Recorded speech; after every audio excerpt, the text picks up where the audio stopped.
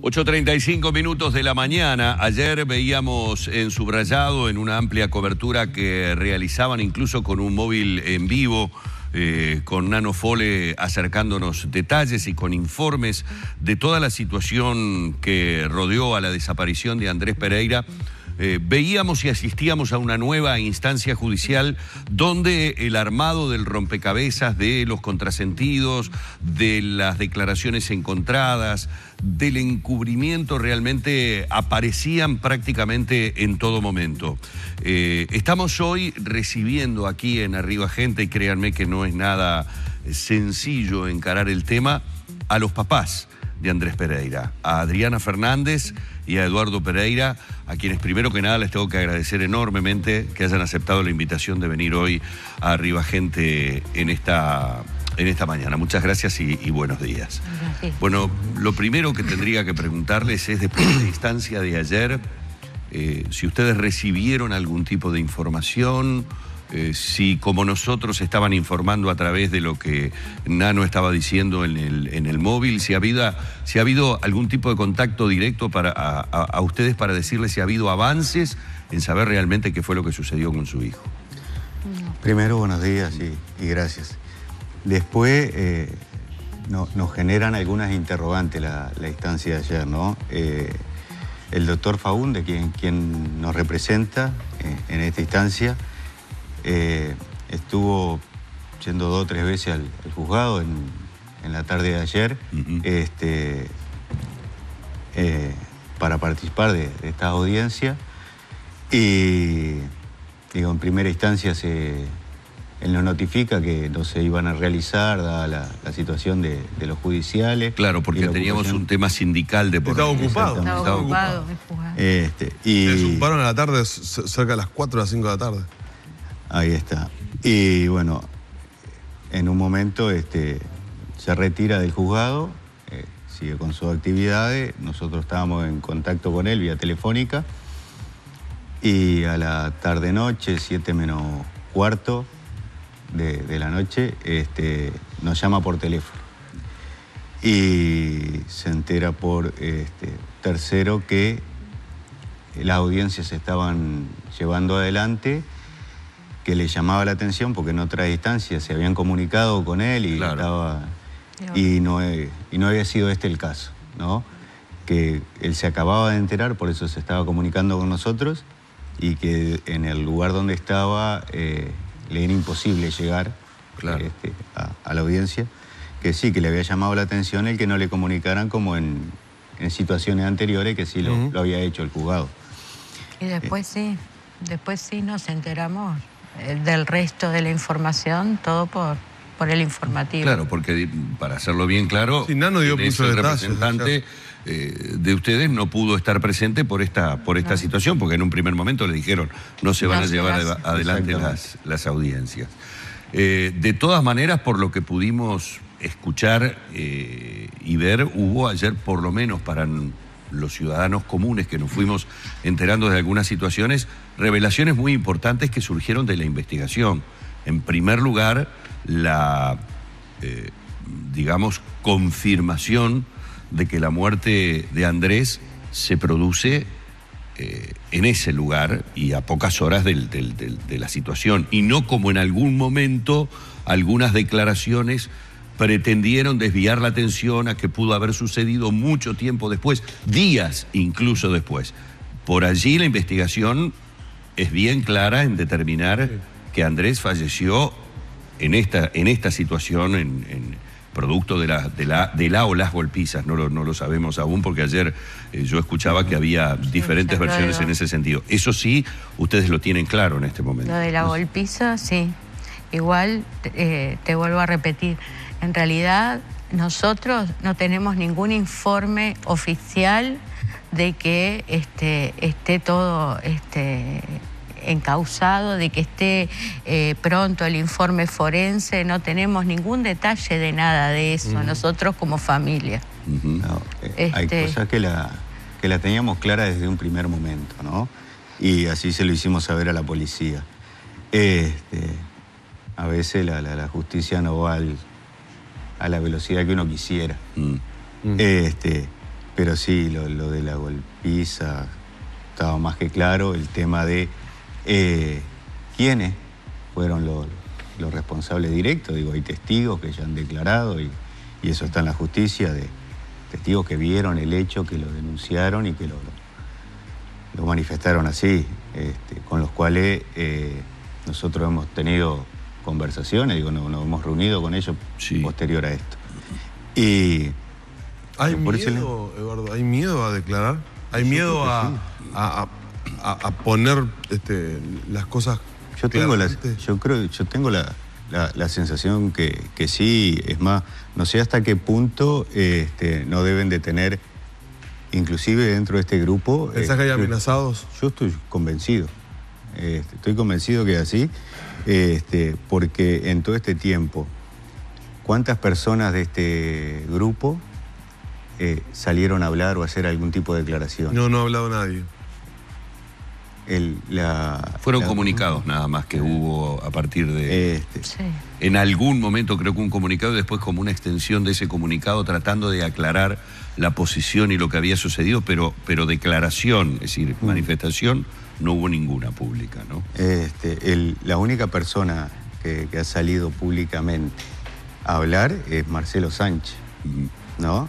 Y en ningún medio, por ningún lugar, sale nadie más a decir nada. Yo no sé si es un proceso de adoctrinamiento, si lo acordaron antes, o quizás sí hay gente que no habla por temor. Una posibilidad muy certera, digo, yo creo que es así. El otro día le decía a un colega de ustedes, en realidad Andrés llega al campamento por intermedio de Walter Bianchi, ¿no? El cual... ¿Quién es Walter Bianchi para los televidentes que no...?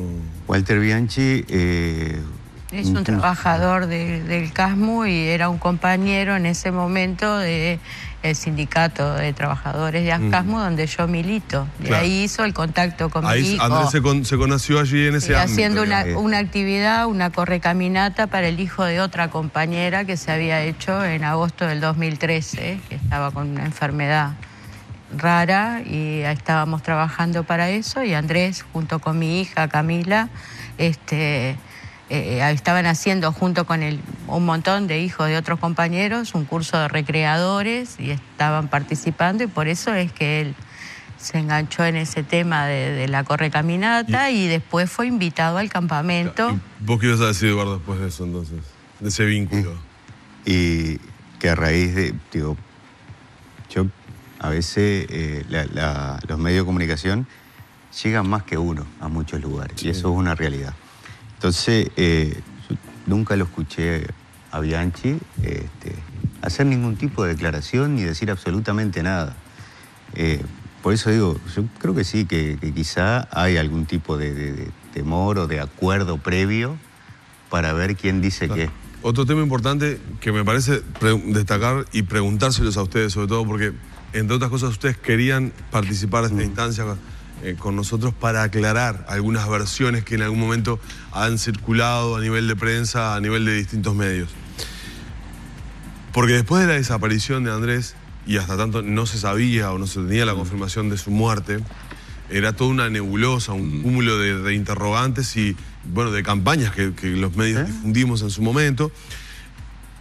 Y también una línea de declaraciones de las personas que estuvieron en ese campamento, que decían y sostenían una vez sí y otra vez también de que habían estado y habían visto a Andrés irse del campamento y que habían estado y lo habían visto después, días después, semanas después de hecho.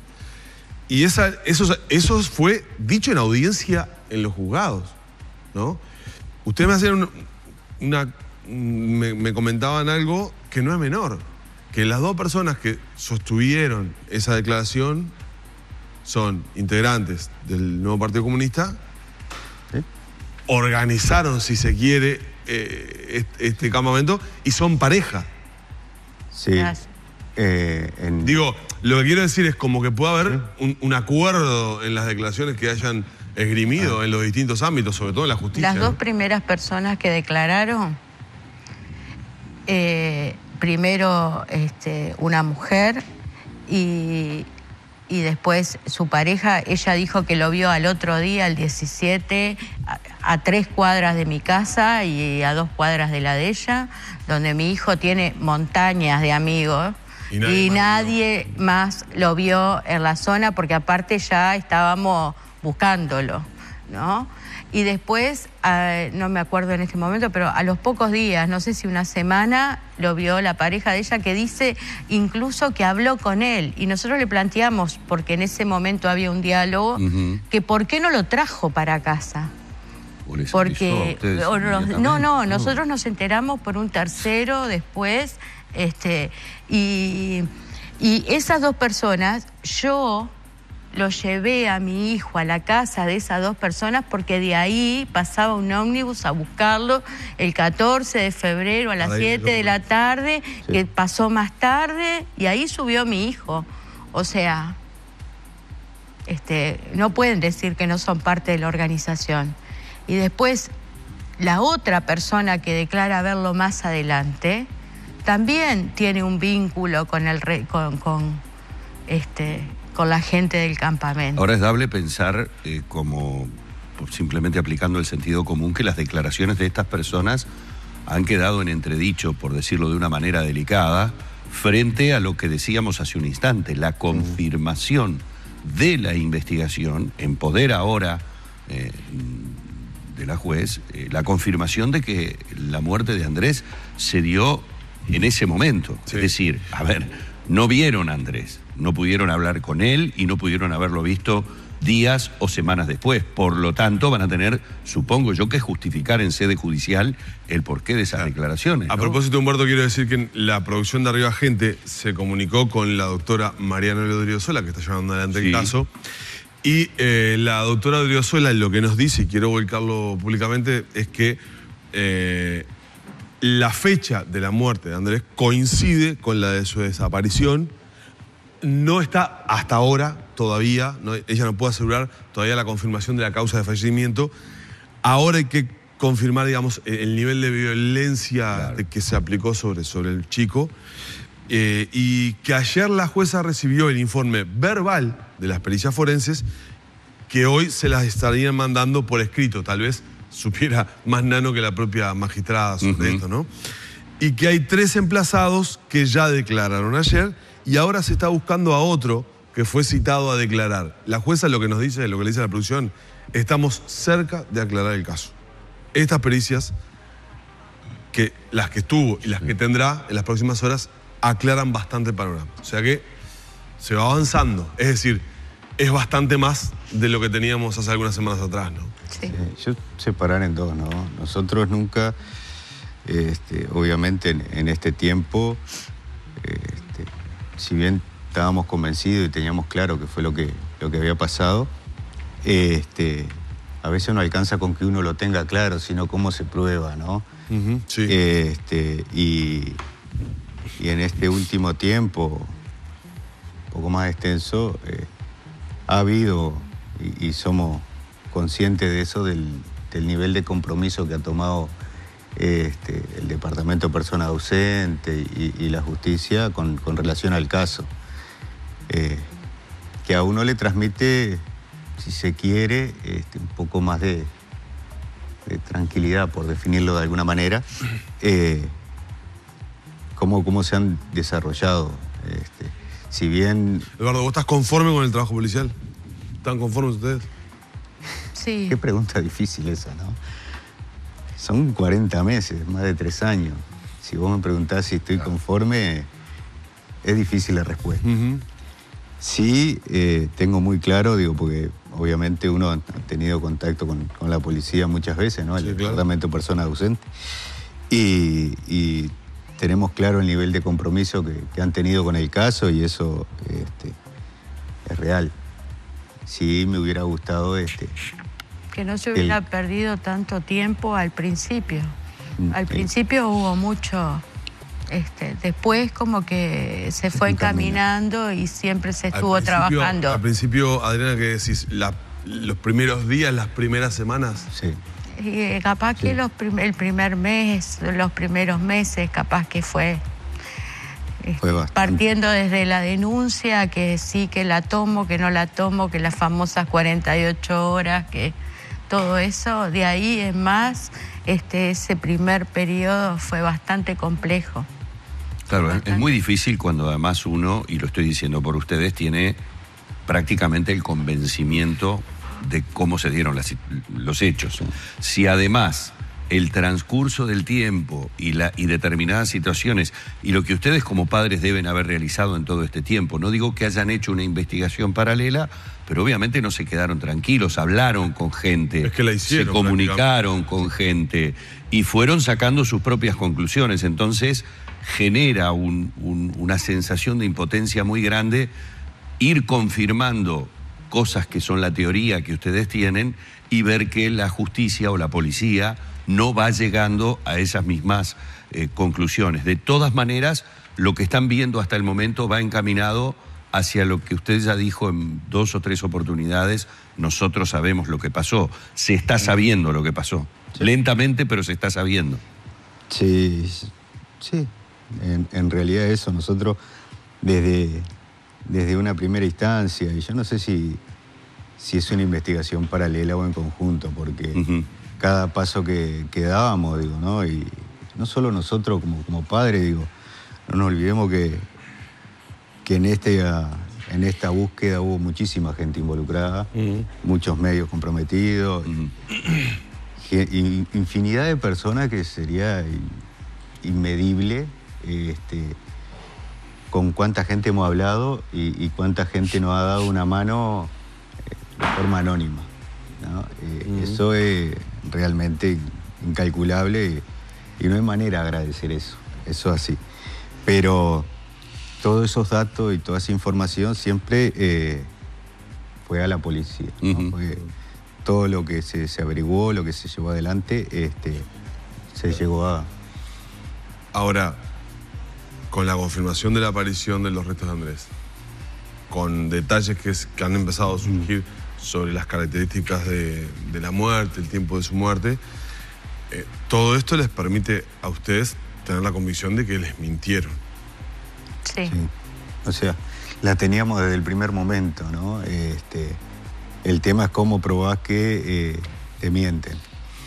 Claro. ¿Cómo pone una palabra, una persona que se agarra en un discurso que en realidad sin fundamento y con poca base, y decir yo tengo más razón que él? Cuesta muchísimo. Y aparte dijeron muchas cosas, se ensuciaron mucho. Sí, claro, porque en el medio hay que decirlo también, la declaración de que supuestamente la situación se dio por un robo que realizó Andrés, la declaración después de decir que lo habían visto salir de una boca, es decir, toda una serie de cosas que ustedes tuvieron que ir soportando. Ellos hablan claramente de que no estaba desaparecido, que él estaba fugado de la casa porque no quería volver. Cosa que ustedes también sabían que era mentira. No. Cualquier persona que conoció a Andrés tenía claro que mentía. El tema es cómo probar eso, desgraciadamente. Bueno, camino eso se va. Sí, yo obviamente desde aquí lo que deseamos es que lo más rápidamente posible se haga justicia. Como dijo recién Eduardo, ¿no? Habló de 40 meses. Es una casi tortura a esta altura del partido que ustedes no tengan una resolución, que sea lo más rápido posible por el bien de ustedes, por el bien también de Andrés, ¿no? Que se sepa toda la verdad. Y bueno, para que de alguna manera ustedes sientan que se hizo justicia. Yo les quiero agradecer mucho que hayan tenido la deferencia de venir aquí a Arriba Gente. Es muy difícil, hablar del tema, hay que dar detalles, obviamente hay que dar la información como la que daba Danilo recién. Llévense simplemente el deseo de que lo más rápidamente posible ustedes puedan tener un poco de paz y tranquilidad y que se haga justicia. Muchas gracias por haber venido. Muy amables. Cerramos por aquí la entrevista con Adriana y con Eduardo.